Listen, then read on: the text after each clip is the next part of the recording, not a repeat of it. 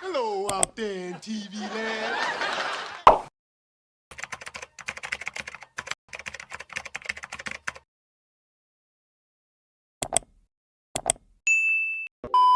Now that I'm done binging Good Times for the first time in my life, I saw that the show dealt with a lot of social, economic, and interpersonal issues. But do y'all remember Good Times' unique take on domestic violence?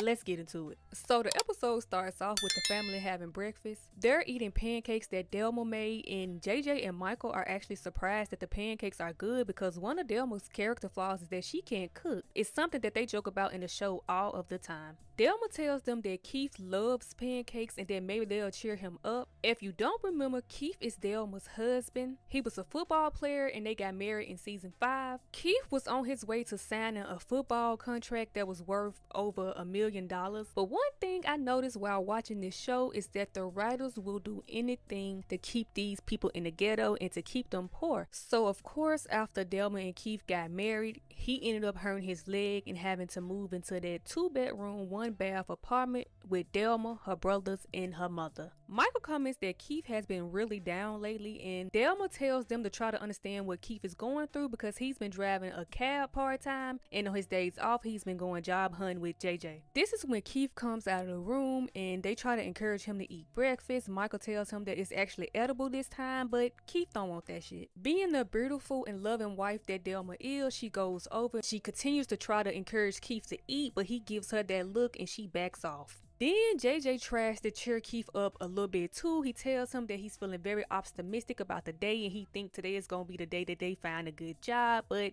Keith is still looking at people funny. He tells JJ that he's not going job hunting today. He says that for 3 weeks straight on his day off, he's been going job hunting and all he got to show for it is tired feet and scuffed up shoes. Keith tells JJ that if he wants to go out there to go ahead, he says that he has too much pride to continue to give his time to people and just hear a bunch of garbage all day. Then Keith walks off and Delma asks him where he's going and he tells her to the bathroom. There are still some things that I'm good at, you know. Who you talking to, Keith? Keith enters the bathroom and then proceeds to take the cover off the back and pulls out a bottle of liquor. This is when we find out that Keith has a secret drinking problem. Back in the living room / kitchen, JJ says he doesn't understand what's going on with Keith. He says that Keith used to be so level-headed, so cool, and then all of a sudden he just lost it. Anywho, then Will-Ona shows up with some blueberry muffins that she made for Keith. JJ tells Will-Ona that he doesn't know if Keith will want those muffins because the only thing he's been sinking his teeth in lately is them. But then Keith comes out of that bathroom happier than ever. This causes Will-Ona to look at JJ like, sinking his teeth into y'all, huh? Keith starts giving Will-Ona all type of compliments and he's being a real jokester. JJ is like, either we are in the Twilight Zone or he got a twin in that bathroom or something because Keith acting like a totally different person. Then Keith tells Will-Ona that those muffins will be perfect for when they go job hunting. JJ says, you just said we wasn't going to go though. He tells JJ that there's a whole world out there for them. Then he starts doing some 70s impression that I don't know nothing about because I didn't exist.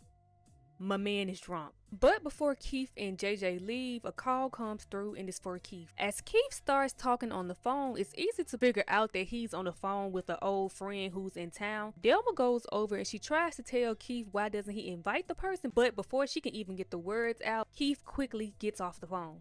Then it's confirmed that Keith was talking to an old college friend that he used to play football with named Joe. He says that Joe is in town and he told him that he'll stop by if he can. But then Keith sadly says that Joe is playing for the Miami Dolphins. He just signed up for his 2nd year. You really see that Keith is really down about the tragic hit that his football career took. When Keith leaves, Delma looks down at the number that Keith wrote down and she goes over to the phone and I wonder what she's doing. Some time goes on, then JJ comes back from job hunting and he says that Keith is back to being his old mean self. Then Keith comes in and Delma goes over to him and tells him that she has a surprise for him and he says, who cares? Delma tells Keith to sit down and relax and let her tell him about the surprise, and this man asks her if she's pregnant. She says no and he says, then I don't care.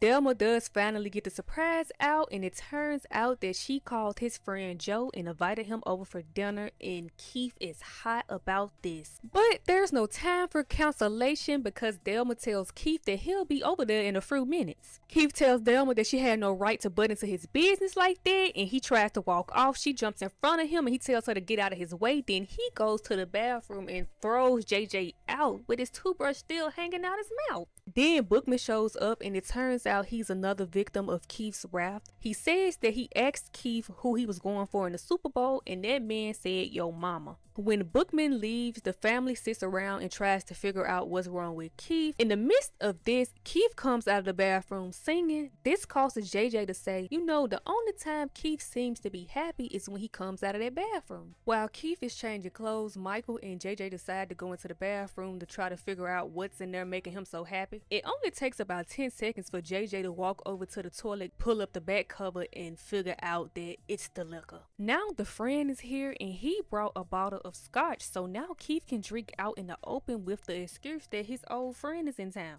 Keith is hitting that bottle pretty heavily, and instead of just saying what they saw in the bathroom, Michael and JJ are trying to come up with excuses on why that bottle needs to be taken from the table. Keith and Joe started talking about a girl they knew back in college named Annette. Keith starts talking about how Annette had big old buck teeth and she was the ugliest girl on campus. Keith says he wondered what has happened to Annette now. This is when Joe lets him know that she's now his wife. Keith says that he didn't know and that he's sorry, but I guess that liquor got him feeling so good because he still continues to make offensive jokes about her. At this point, you can tell that even Joe is getting a bit uncomfortable, but Keith don't care. That liquor got him feeling real good. JJ tells Keith that if he has one more drink of that liquor, he's gonna start seeing plaid elephants, and this is when Joe is like, "Yeah, I think you need to slow down, man." Then Keith starts casting his insecurities onto his friend. He says, "Okay, I'll put the bottle down, but is there anything else you want me to do for you, brother? Do you want me to wash your car, shine your shoes?" He says, "You know, us poor folks are supposed to be real good at that." Then he goes on to accuse the man of always being jealous of him. Then to finish it off, he calls that man a jive sucker. Now, like I said, I wasn't out there in the 70s, but I know that's got to be a crazy insult. Joe gets up and says that he think he better go, but Keith gets up with him and says, "No man, we still have stories to tell." Then he brings up an old football game from back when they was in college, and he forces JJ to get up to reenact the game with them. Delma tells Keith that he's embarrassing everybody, but he tells her to shut up. Then he tells JJ to hike the ball, and JJ is like, "What ball?" Delma tells him to stop it, and he yells at her, "Would you let me finish?" Then she says, "No, you're drunk," and this is when he takes his hand and slaps my beautiful Delma across the face. Delma runs off to the room, and I'm expecting some hands and feet action. Keith goes over to JJ and he tries to apologize, but JJ just turns his back. He tells Michael that he's sorry, and Michael says he doesn't want to hear it, but still, no hands and feet action. Crazy. JJ tells him that he better have a good excuse, but what excuse could he have for slapping Delma across the face in front of all of them? If y'all don't jump him. Keith tries to apologize to his friend Joe, and Joe is like, "No, I think you should go talk to your wife." Keith goes to the room to find Delma packing, and he says to her, "I know you're hurt, but running away won't help anything." Delma says, "I know, nigga, these your clothes."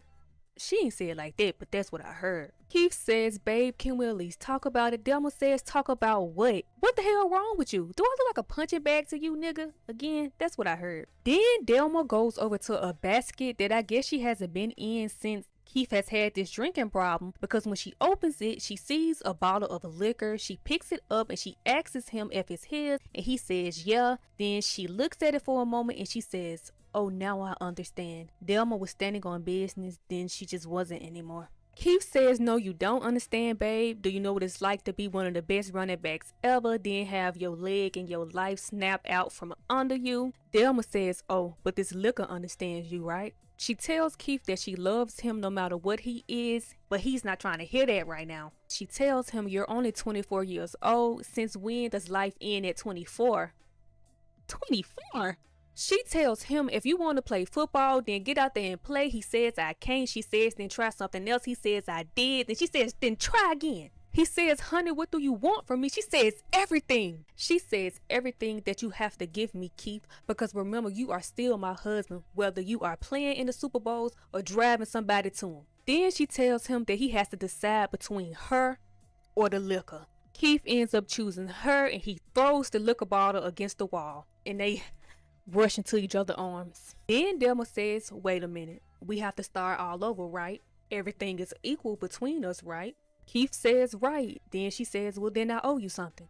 Delma gets her lick back. She slaps Keith across the face. Then the episode ends with them holding each other.